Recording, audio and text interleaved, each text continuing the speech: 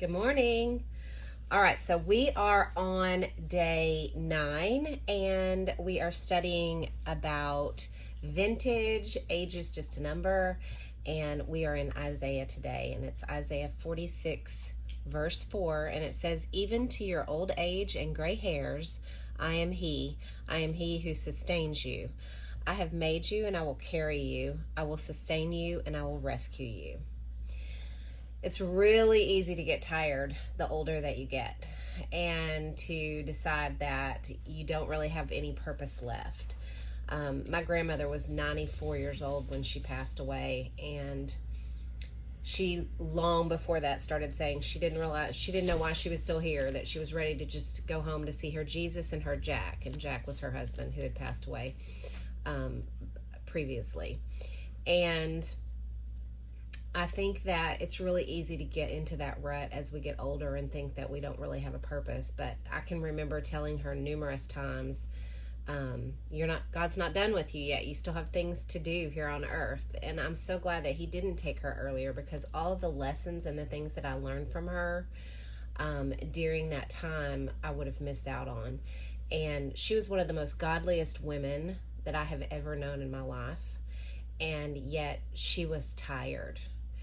And it took God to sustain her for the rest of the years that she was here. She had gone through the loss of her daughter, who was murdered when she was 22 years old. She had lost her granddaughter, who was killed by a drunk driver.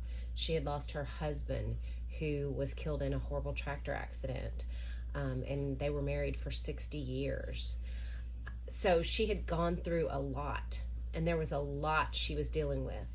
But through that, there was also a lot of experience that she needed to share with us, to show us how to be that dignified and amazing Christian woman that she was.